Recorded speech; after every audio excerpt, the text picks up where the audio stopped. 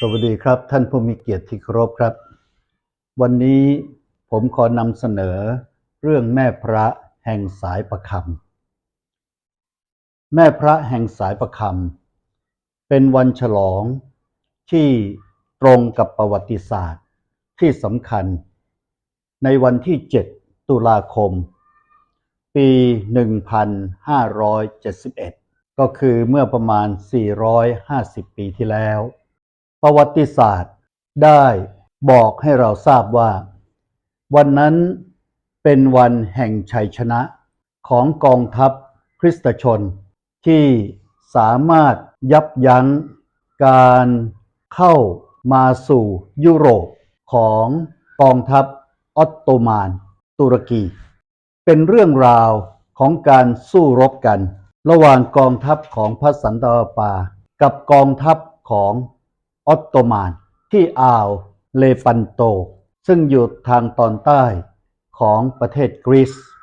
กองทัพของพระสันตะปามีทหารเรืออยู่เพียง30,000 คนโดยประมาณแต่ว่ากองทัพของออตโตมัน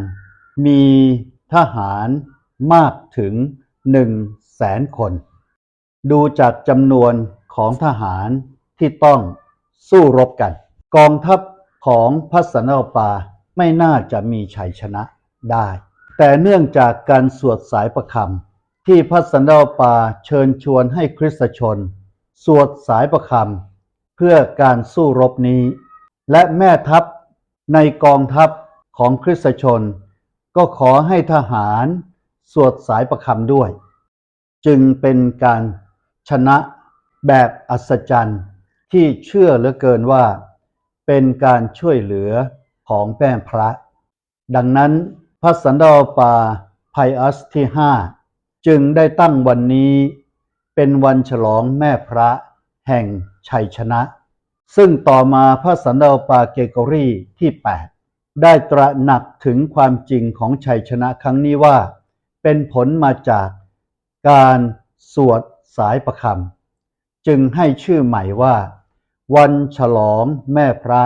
แห่งสายประคำเรื่องสายประคำมีประวัติศาสตร์การกำเนิดดังต่อไปนี้นักบุญโดมินิกผู้ตั้งคณะนักบวชโดมินิกันได้รับการเผยแสดงจากแม่พระในภาพนิมิตในศตวรรษที่13และก็มีการเผยแพร่สวดสายประคำกันในหมู่ของคณะโดมินิกันและต่อมาได้กระจายความศรัทธาไปในภาคเหนือของฝรั่งเศสและตอนใต้ของเบลเยียมและจากนั้นก็แพร่ขยายไปทั่วยุโรปจึงสามารถกล่าวได้ว่าแม่พระเป็นผู้ส่งเสริมให้คริสตชนสวดสายประคำพระสันตะปาเลโอที่10รับรองอย่างเป็นทางการในปีค.ศ. 1520และประกาศให้เดือนตุลาคมเป็นเดือนแห่งแม่พระสายประคำการสวดสายประคำเป็นการสวดที่ลึกซึ้งและทรงพลังเป็นการเข้าสู่สมาธิแม้เป็นการสวดบทข้าแต่พระบิดา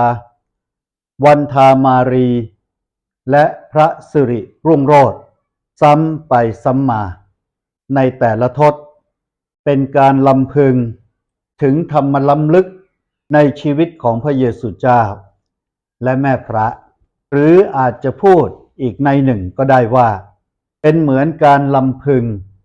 ถึงธรรมล้ำลึกในชีวิตของพระเยซูเจ้าพร้อมกับพระแม่มารีหรืออาจจะกล่าวอีกในหนึ่งก็ได้ว่าเป็นการได้อ่านพระวรสาร